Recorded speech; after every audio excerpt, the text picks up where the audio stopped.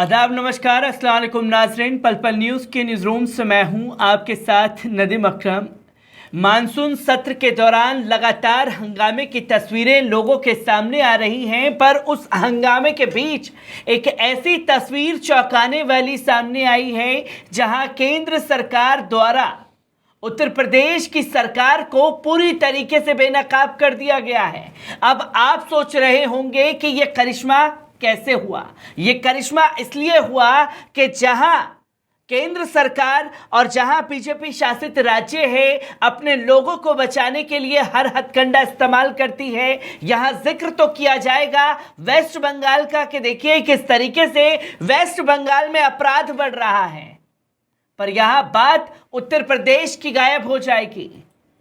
पर केरल की Indian union मुस्लिम league के सांसद अब्दुल समद समदानी ने इस तरीके से सवाल किया कि केंद्र की मोदी सरकार को लोकसभा में दलीलें देनी पड़ी और बताना पड़ा कि किस तरीके से जेलों के अंदर लोगों की मौत हुई है। और चौंकिए मत, ये आंकड़ा इसलिए सामने आया है क्योंकि उत्तर प्रदेश यानी कि जिसे सीएम योगी आदित्यनाथ जी उत्तम प्रदेश कहते हैं, वो उत्तम प्रदेश इधर भी प्रथम है लोगों की हत्या करने में। और लोगों की हत्या हुई है वो भी जेल कस्टडी में, जिसको लेकर के कटघरे में अब सीएम योगी आदित्यनाथ की सरकार है। और यहां ये जानना जरूरी है क्योंकि जब अल्ताफ यानी कि कासगंज का रहने वाला, जिसकी 2.5 फुट की टूटी से 5.5 फुट के अल्ताफ ने फांसी लगा करके आत्महत्या कर ली थी। ये कहानी थी उत्तर प्रदेश पुलिस की, जहां पुलिस कस्टडी में अल्ताफ की मौत हुई। आपको याद होगा राजकुमार, आगरा का रहने वाला, जिसकी उसके पुलिस वालों से कहा सुनी हुई और इतना मारा कि पुलिस कस्टडी में राजकुमार की मौत हो गई। आपको उन्नाव का फैसल हसन याद होगा, वो फैसल हसन जो लॉकडाउन के दौरान सब्जियां बेच रहा था। पुलिस वाले उसे पीटते हुए बाइक पर बैठाते हैं और थाने ले जाते हैं और इतना मारते हैं कि पुलिस कस्टडी में फैसल की मौत हो जाती है। और आपको याद होगा जियाउद्दीन आजमगढ़ का, जिसे चोरी के शक में पुलिस वाले लेके जाते हैं और पुलिस कस्टडी में उसकी मौत हो जाती है। आपको सगीर मोहम्मद याद होगा, अलीगढ़ का, जिसकी हल्की कहासुनी पड़ोसियों से होती है, उसको पकड़ के लेके जाती है और इतना मारती है कि उसकी मौत हो जाती है। और आपको याद होगी उन्नाव की वो पीड़िता जो अपने इंसाफ के लिए थाने जाती है और उसके पिता को पकड़ लिया जाता है और थाने में इतना मारा जाता है कि उसके पिता कस्टडी के दौरान मौत की आगोश में समा जाते हैं। ये तमाम कहानी बताना ज़रूरी है जो ये दर्शाती है कि उत्तर प्रदेश में कानून के नाम पर खुले तौर पर गुंडा राज चल रहा है।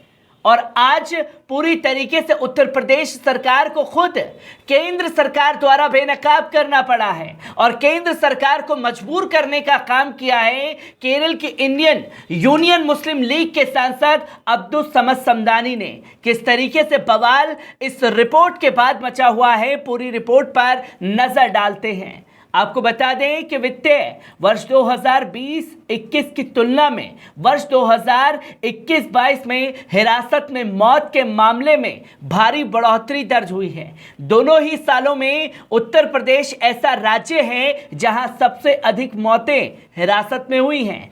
केरल से इंडियन यूनियन मुस्लिम लीग के सांसद अब्दुल समद समदानी के सवालों के जवाब में मोदी सरकार पूरी तरीके से लोकसभा में घिर गए। और जब लोकसभा में घिरी तो बताया कि साल 2020 और 21-22 में हिरासत के कितने मामले सामने आए। केंद्रीय गृह राज्य मंत्री नित्यानंद राय द्वारा जारी आंकड़ों के अनुसार 2020-21 में देश में कुल 1940 मौतें हिरासत में हुई हैं, जबकि 2021 और 22 में कुल 2544 मौतें हिरासत में हुई हैं। और ये सबसे ज़्यादा मौतें जो हुई हैं वो हैं उत्तर प्रदेश में, जहां 2020-21 के दौरान 451 मौतें हुई और 21-22 के दौरान 501 मौतें हुई। और दूसरा राज्य है वेस्ट बंगाल का, जहां 257 मौतें 2021-22 के दौरान हुई हैं। तो तीसरा राज्य आपका आता है बिहार, जहां 2021-22 में 237 मौतें हुई हैं, यानी कि उत्तर प्रदेश के आंकड़े से भी आधा।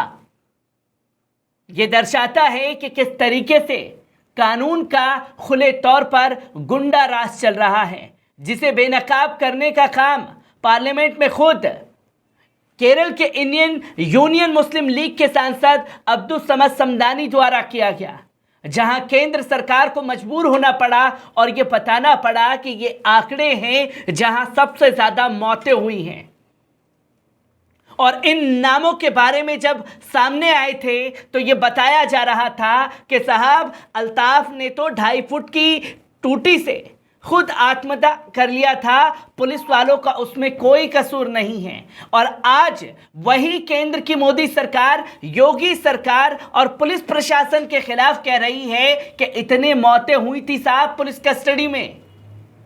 वो मौतें कैसे हुई, उसका जिम्मेदार कौन है, ये सबसे बड़ा सवाल खड़ा होता है। आपको बता दें कि एक सवाल के जवाब में केंद्र सरकार में 26 जुलाई को लोकसभा में बताया गया कि पिछले 2 सालों में पुलिस कस्टडी में कुल 4,484 मौत हुई हैं, जबकि 233 लोग एनकाउंटर में मारे गए हैं। इनमें सबसे ज़्यादा मौत वाले राज्यों में उत्तर प्रदेश पहले स्थान पर है। पुलिस हिरासत में मौत में पश्चिम बंगाल और मध्य प्रदेश का नाम दूसरे और तीसरे नंबर पर है। वहीं माओवादी प्रभावित छत्तीसगढ़ और जम्मू कश्मीर में एनकाउंटर के कारण सबसे अधिक मौतें हुई हैं।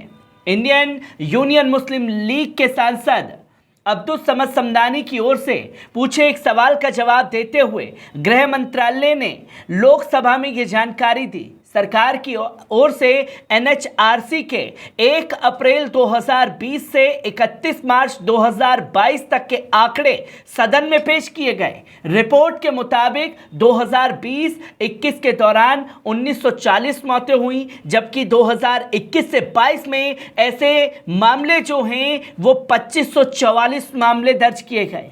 2020-21 में इस मामले में उत्तर प्रदेश शीर्ष पर था और इस दौरान 451 मौत हुई थी। इसके बाद पश्चिम बंगाल में 185 और मध्य प्रदेश में 163 मौतें हुई थी। 2021-22 में फिर से यूपी पहले स्थान पर है, जहां 501 मौतों के साथ इसके बाद बंगाल में 257 और एमपी में 201 मौतें हुई हैं।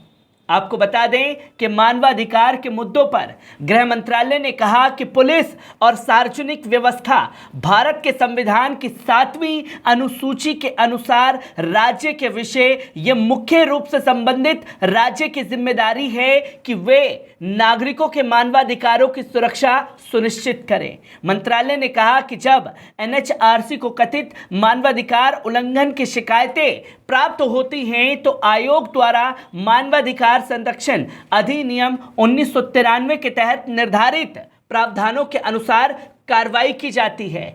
एक सवाल के जवाब में कहा गया कि मानवाधिकार की बेहतर समझ और विशेष रूप से पुलिस कस्टडी में लोगों के अधिकारों की सुरक्षा के लिए लोक सेवकों को संवेदनशील बनाने के लिए एनएचआरसी द्वारा समय समय पर कार्यशालाएं, सेमिनार को भी आयोजित किया जाता रहा है, जहां हकीकत खुल करके लोकसभा में सामने आ गई, वो भी उस दौरान जहां देश को सच्चाई आंकड़े लोगों के सामने रखे गए। और यही आंकड़ों पर अगर उत्तर प्रदेश सरकार से बात कही जाती रही तो कह देंगे कि साहब पुलिस कस्टडी में कोई मौत नहीं हुई, वो लोग अपने आप बेवजह मारे गए थे।